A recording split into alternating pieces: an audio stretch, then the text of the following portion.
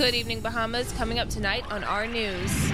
A rumble erupts at a temporary dump site as residents complain about the unsightly conditions. That story straight ahead. Plans revealed for the third Bahamas Junkanoo Carnival Festival. The story coming up. The Minister of Labor responds to accusations from the Customs and Immigration Union president. That story is coming up tonight, straight ahead.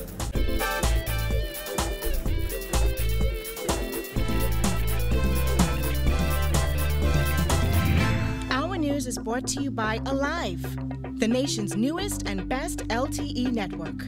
Good to be alive. Welcome to our news and thanks for joining us. I'm Christina McNeil. Topping news tonight, tempers flared at a temporary dump site off Carmichael Road, leading to an altercation between an Our News team and a worker at the site. This as residents in the area say they are fed up with having to live near the site that has become an eyesore and an environmental concern. Our Jasmine Brown has the details in this report. Yes, the trucks are coming in. Yes, the trucks are coming in now. They're coming in now. You see that? Hold on, you got me recording. You got this private property. Listen to me. No private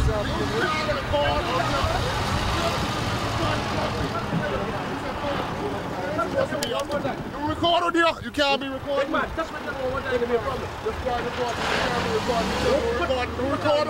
That's what our news team was greeted with after we were called to the temporary dump site by concerned residents.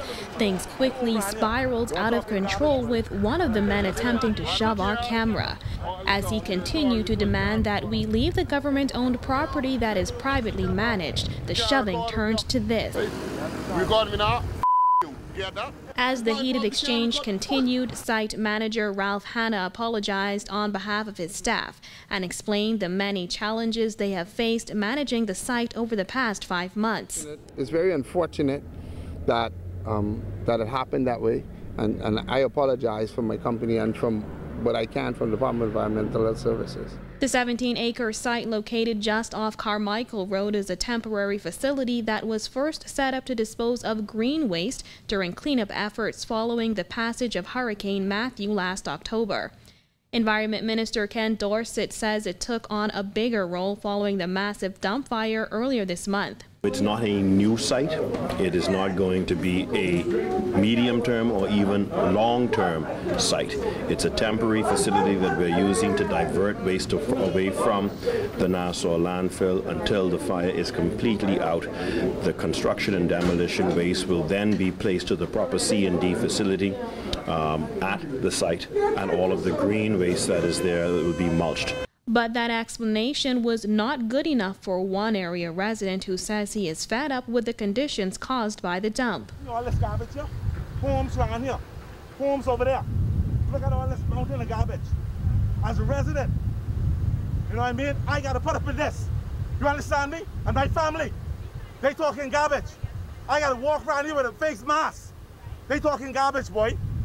Huh? For private property? And you all don't live around here? I live here. Fucking fool, boy. Our news team got a first-hand view of those conditions as large Mack trucks turned into the site, bringing with them huge plumes of dust. Let me tell you what happened. Garbage doesn't come here. Okay?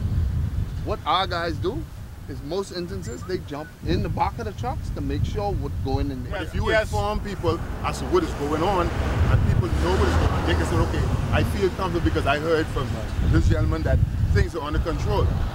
See, the problem is a lot of people in this area don't know anything about it. Now residents will not have to see the unsightly trash and bear with the dusty conditions for much longer. As Hannah says, there are plans to move the temporary site over the next 7 to 10 days. Reporting for our news, I'm Jasmine Brown. In other news, Junkanoo Carnival organizers are said to be making do with the slashed budget for this year's festival. Bahamas National Festival Commission CEO Roscoe Dames today announcing major plans for the annual event, including the big headliner. Kyle Joaquin has that story. In just over a month, all of this behind me will be transformed into the cultural village for the third Bahamas Junkanoo Carnival event.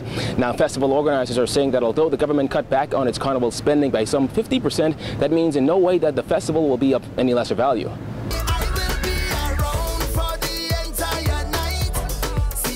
Following his crowd-rocking performance in 2015, soca star Machel Montano will hit the Bahamas Junkanoo Carnival stage once again, joining other big names like Denise Belfon, Farmer Nappy, Skinny Fabulous, and even reggae icon Beres Hammond, who will close out the final night of concerts. The Bahamas National Festival Commission today announced plans to upgrade Junkanoo Carnival 2017, despite a decision by government to cut its budget in half from $7 million. We've actually acquired real estate based on the way we've restructured the setup and the flow of persons in and out, the management of backstage, and just the whole general management of it and the budget constraints that we were under. With a general election looming, government's involvement in the pricey festival has been questioned, with some people calling for Carnival to be postponed, privatized, or even canceled. Naturally, you see road fever is completely privatized. Our responsibility is the route itself, their safety and security, and marketing and public relations. All of the companies are privately owned and funded. There was no subsidy last year, and there's no subsidy this year. While the show will go on, Carnival goers can expect many changes. For instance, none of the major concerts will happen on Clifford Park. Instead, everything will take place on Arawak Key.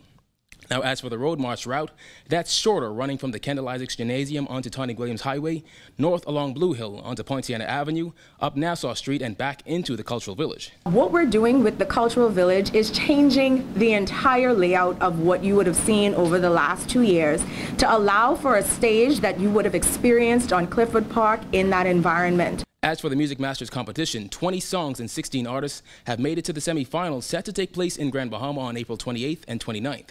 The Festival Commission has block parties lined up for every weekend leading up to Carnival and plans to begin ticket sales shortly.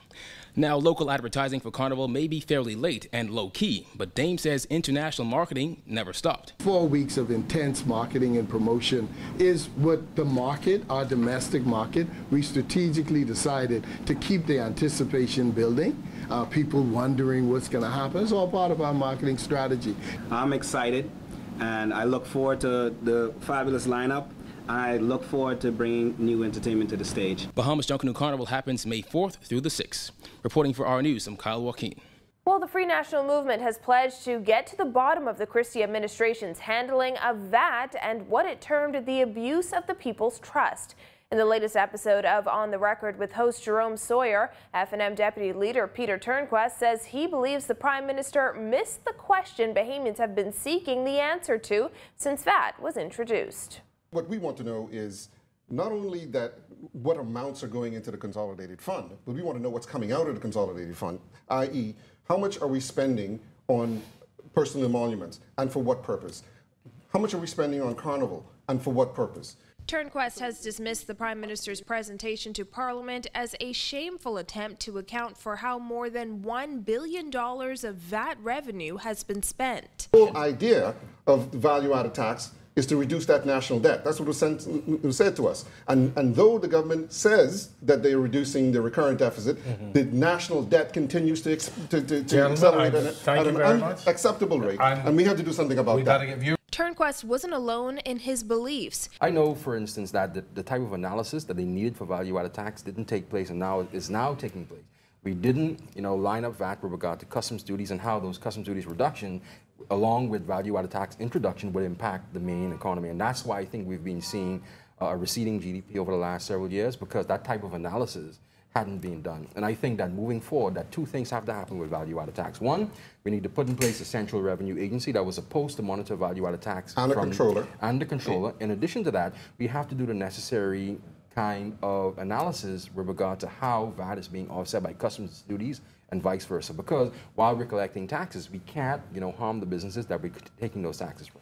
Meanwhile, PLP candidate for the Exumas and Ragged Island, Chester Cooper, weighed in, noting that Bahamians want to be sure their tax dollars are being spent wisely, and he believes the Prime Minister delivered that explanation to taxpayers. I'm satisfied with the explanation on VAT. Goes into the consolidated fund. It takes care of government expenditures. The Prime Minister laid it out in Parliament. There's a website available for everyone to access and get answers to all of the frequently asked questions. I think we must continue to explain it in the simplest possible terms so that people understand how taxes generally are being spent. Nobody likes to pay taxes. And certainly we all share a view that we want our tax dollar to be spent in the wisest possible form. It's all part of the discussion that's on the record tonight. The show airs 8 p.m. right here on RTV.